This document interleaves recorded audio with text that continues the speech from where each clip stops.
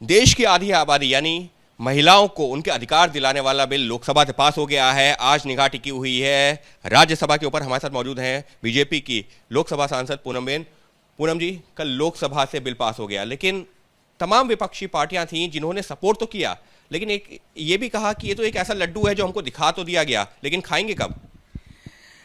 अब जिन पार्टीज़ को अपनी राजनीति करनी है और जो करते आए हैं, और शायद इसी राजनीति की वजह से आज तक महिला आरक्षण की बातें हुई, महिला सशक्तिकरण की बातें हुई, पर उस दिशा में कोई प्रयास नहीं हुआ।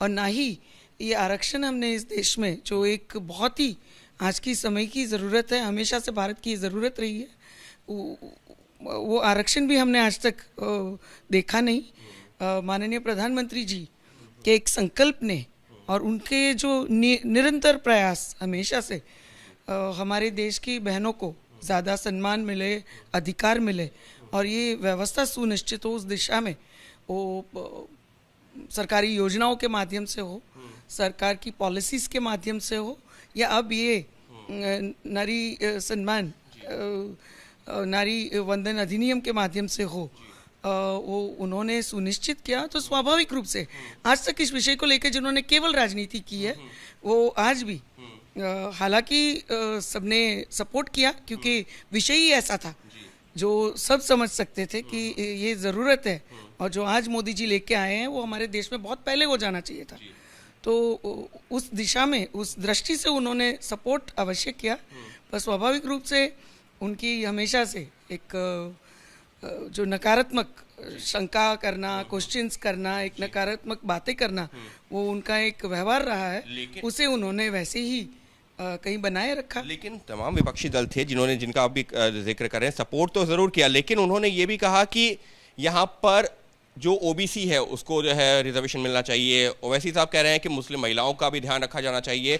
इस वजह से उन्होंने तरह तरह के सवाल भी खड़े किए। माननीय गृह मंत्री जी ने फ्लोर पे ही सदन में एक बात बताई, और मैं मानती हूँ वो बहुत ही अच्छी बात उन्होंने बताई कि हम बदलाव करते रहेंगे, प्रावधान करते रहेंगे, कहीं से शुरुआत तो होनी चाहिए, और ये शुरुआत अगर हम नहीं करेंगे तो आज तक जैसे पिछले 13 साल से 15 साल से केवल चर्चाएं हो रही है, वो चर्चा ही रह जाएगी।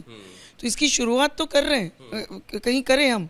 आने वाले दिनों में जैसे जैसे समय जाएगा, जैसे ज़रूरत लगेगी किसी भी वर्ग को, और मैं मानती हूँ माननीय गृह मंत्री जी ने ये भी बताया कि आज बीजेपी में, एनडीए में कितना बड़ा ओबीसी रिप्रेजेंटेशन है, तो कहीं किसी भी वर्ग को बात करना या किसी भी वर्ग को छोड़ के ये प्रावधान उपलब्ध कराना, ये बिल्कुल ही ऐसा कुछ नहीं होगा। आने वाले दिनों में जो भी कुछ ऐसे लगेगा कि जोड़ने लायक है, कोई और व्यवस्था करने लायक है, वो अवश्य होगा। पर ये एक, मैं मानती हूँ, बहुत ही अच्छी शुरुआत।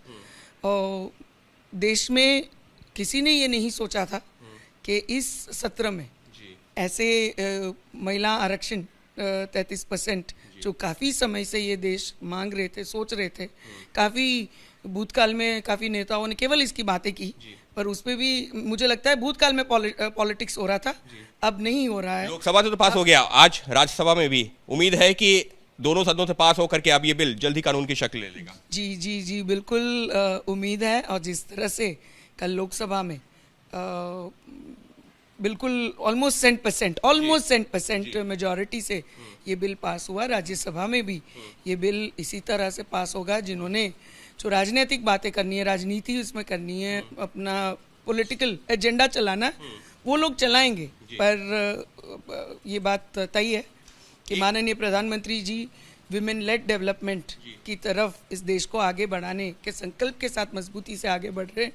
तो ये बात निश्चित है कि राज्यसभा से भी ये बिल, मैं आशा भी रखती हूँ, ये पारित होगा, और इसी तरह से पारित होगा जिस तरह से लोकसभा में पारित हुआ। मैं तो यहाँ तक बोलूँगी कि 100% सपोर्ट के साथ पारित हो, ऐसी भी आशा व्यक्त करूँ। बस एक आखिरी सवाल चलते चलते, क्योंकि राजनीतिक जो है, आप राजनीतिक पार्टी से हैं, तो इस पर भी राजनीति भी हो रही है। कहा यह जा रहा है, कल आप सदन में भी मौजूद थे, कहा यह जा रहा है कि देश की सर्वोच्च जो है पद पर महिला बैठी हुई हैं, उनको सदन में नहीं बुलाया जा रहा है। फिल्म स्टार्स आ रहे हैं, तमाम लोग आ रहे हैं, लेकिन सर्वोच्च पद पर बैठी महिला को ही नहीं बुलाया जा रहा है, राष्ट्रपति जी को। मैं मानती हूँ आदरणीय राष्ट्रपति जी को इस सर्वोच्च स्थान पे बैठाने का निर्णय हमारे माननीय प्रधानमंत्री जी का, भारतीय जनता पार्टी का था। और मुझे लगता है कि विरोध पक्षों को ये बात करने का कोई अधिकार ही नहीं है, जिन्होंने आज तक महिलाओं को बेसिक सुविधाओं से भी इस देश में वंचित रखा। वो हमें या माननीय प्रधानमंत्री जी जो स्वयं एक आदिवासी महिला इस देश का राष्ट्रपति के रूप में, आदरणीय महामहिम राष्ट्रपति के रूप में नेतृत्व करे, ये विचार अगर किसी को आ सकता है तो जो बहनों और महिलाओं को रिस्पेक्ट करते हैं उन्हीं को आ सकता है। जिनको केवल राजनीति करनी है, जिनको केवल ऐसी बातें करके अपने पॉलिटिकल एजेंडा को चलाना, वो ऐसी बातें करेंगे। पर ये देश पूरे इतिहास का साक्षी है कि भूतकाल में जो प्राथमिक सुविधाएं भी हमारी बहनों को मिलनी चाहिए, वो बेसिक अकाउंट, बैंकिंग दी अनबैंक्ड हो, जनधन खातों के माध्यम से शौचालय हो, बेसिक अपनी आरोग्य के को लेके सुविधाएं हो, पीने का पानी हो स्वच्छ, ये बेसिक सुविधाएं भी हमारी बहनों को नहीं दी गई थी। तो मुझे लगता है कि आज विरोध पक्ष को ये बात करने का, बहनों की बात करने का कोई अधिकार ही नहीं है। विरोध पक्ष सिर्फ राजनीति कर रहा है, जबकि प्रधानमंत्री नरेंद्र मोदी और उनकी सरकार महिलाओं के हित में लगातार ले रही है अहम फैसले, और ये बिल भी एक ऐतिहासिक है जो महिलाओं को दे रहा है उनका अधिकार। सहयोगी कैमरा पर्सन निखिल रस्तोगी के साथ अंकित गुप्ता, एबीपी न्यूज, दिल्ली।